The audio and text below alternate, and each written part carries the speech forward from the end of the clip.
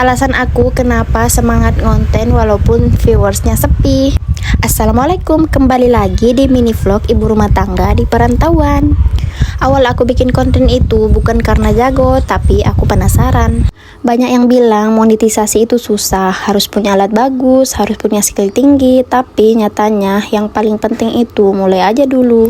Sebagai pemula wajar banget kalau bingung mau bikin konten apa, mulai dari mana, takut gak ada yang nonton. Aku juga sekarang lagi di posisi itu, tapi aku sadar satu hal, kalau kita terus tunggu sempurna, kita gak akan pernah mulai. Monetisasi itu bukan soal siapa yang paling cepat viral, tapi siapa yang paling konsisten. Bahkan dari konten sederhana, masak, bersih-bersih, atau kegiatan sehari-hari itu bisa jadi peluang. Yang penting kita berani tampil dan terus belajar.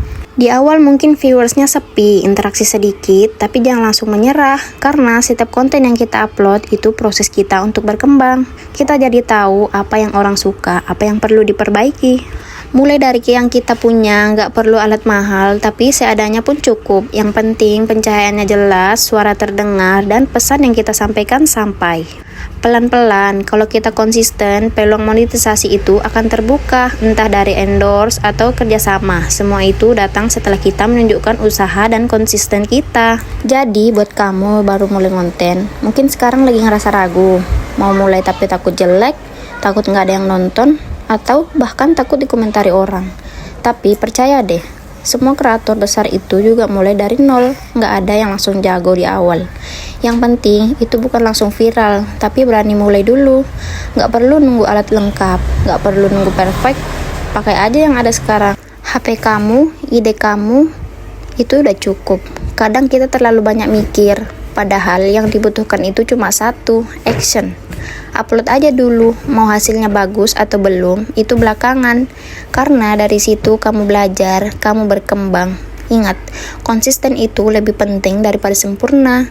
Hari ini mungkin yang nonton cuma 10 orang, besoknya 100.